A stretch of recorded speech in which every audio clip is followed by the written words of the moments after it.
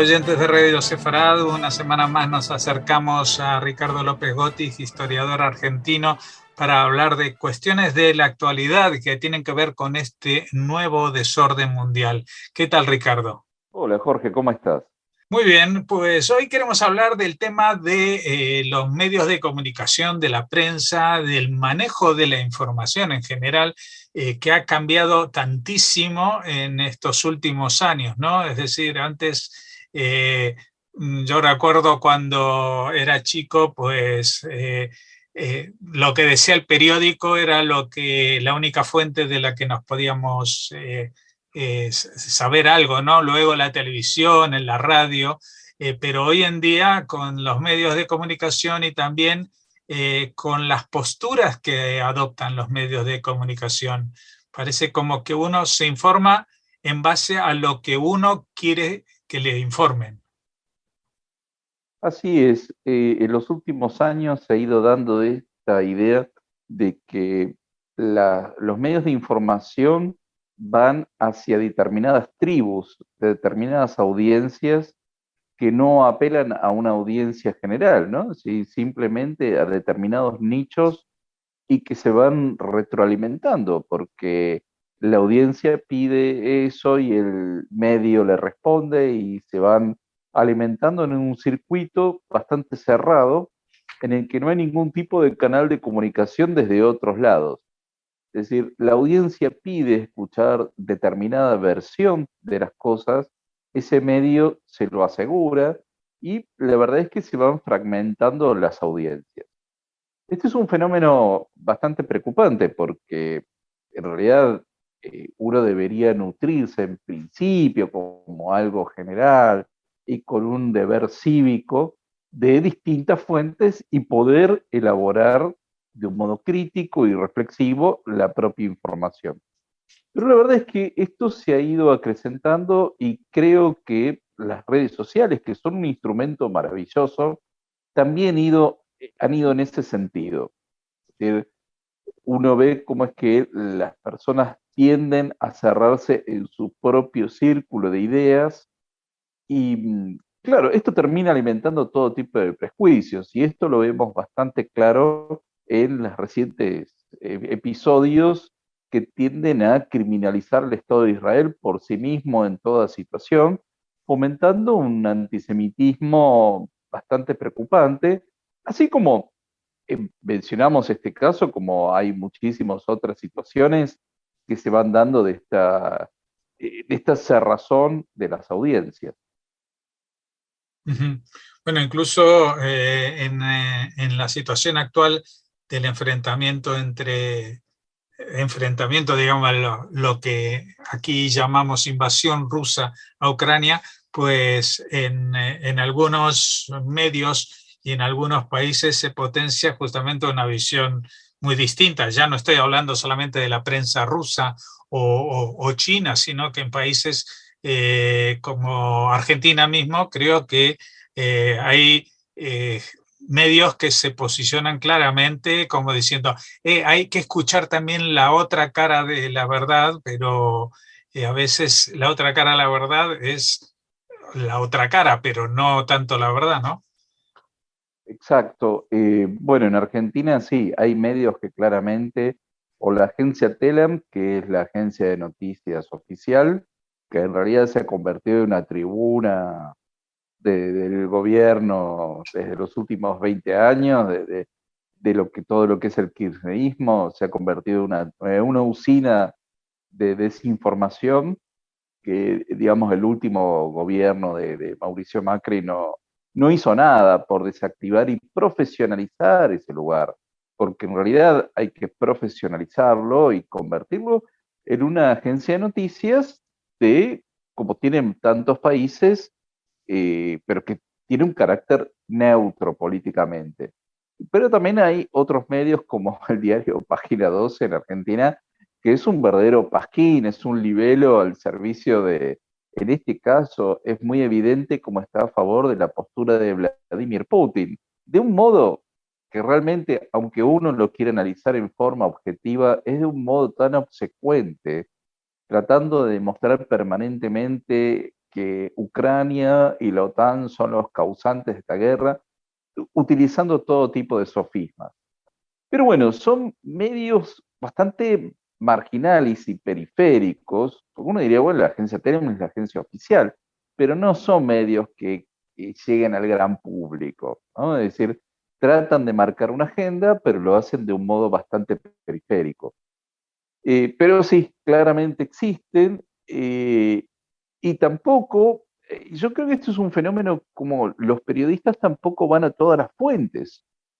Es decir, muchas veces, y esto a mí me ha pasado, que situaciones en las que uno está involucrado y decir, bueno, pero a mí este medio nunca me preguntó, es decir, no, nunca fue esta fuente, y yo creo que ese es otro tema, es decir, qué tipo de fuentes de información utilizan, porque el verdadero periodismo, el periodismo profesional, tiene que ir a distintas fuentes para después poder elaborar la información que se va a brindar.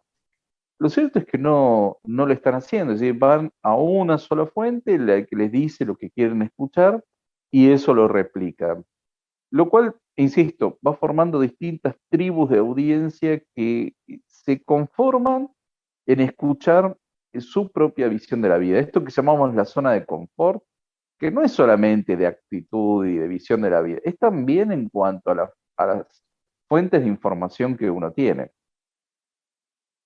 Bueno, sí, estamos al parecer en esta tendencia a encontrar cada uno su propia zona de confort informativo, es decir, que, como bien tú decías, algo que no nos saque de eh, los estereotipos y conocimientos que tengamos, sean o no reales, es decir, muchas veces cuando hablamos de temas de Oriente Medio, por ejemplo, pues la gente que ya ha asumido como propio el estereotipo del israelí malo, palestino bueno, pues es incapaz de digerir incluso documentos que se le presenten como evidencias, ¿no? Eh, Justamente en estos días hay un caso de una periodista palestina que murió en un enfrentamiento entre soldados israelíes y, digamos, milicias, por llamarlo de una forma neutra, en un campo de refugiados palestinos en Jenin.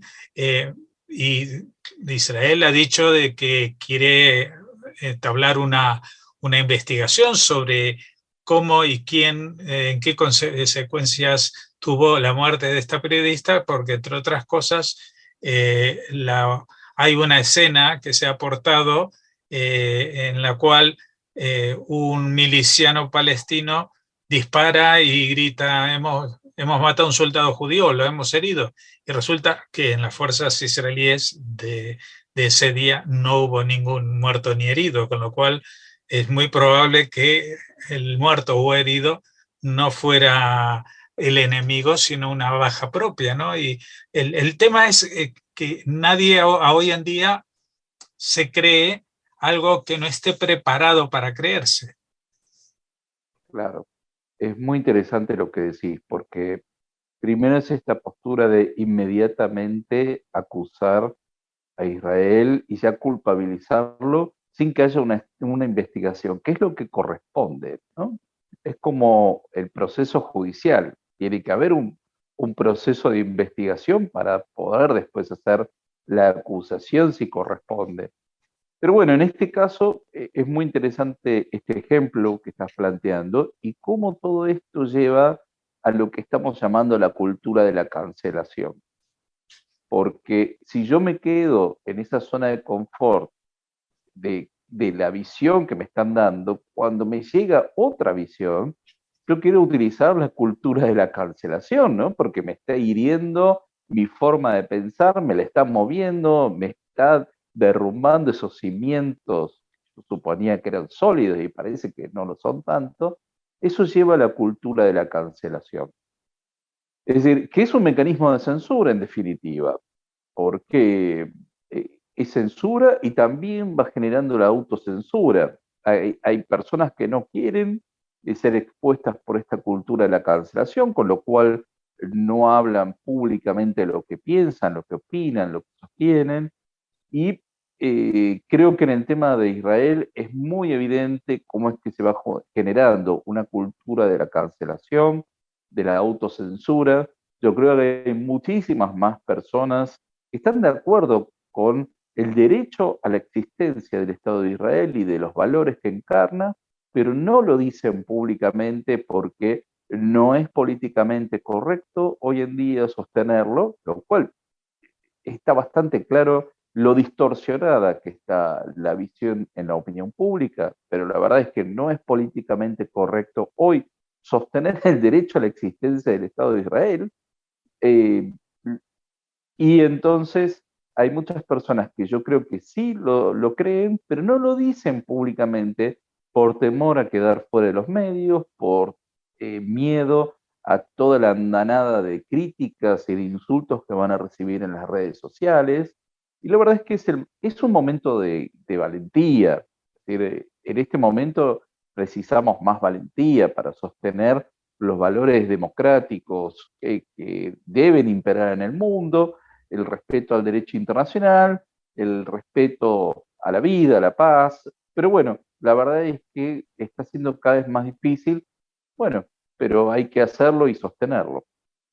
Pues nada, aquí seguiremos intentando sostener esta pluralidad de interpretaciones y de ángulos para todo lo que es la realidad, que nunca es unívoca para todo el mundo y desde todos los puntos de vista. Muchas gracias, Ricardo López Gotis, por habernos acercado a este tema hoy y hasta la próxima. Muchas gracias, como siempre, Jorge, y un gran saludo de la audiencia de Radio Separado.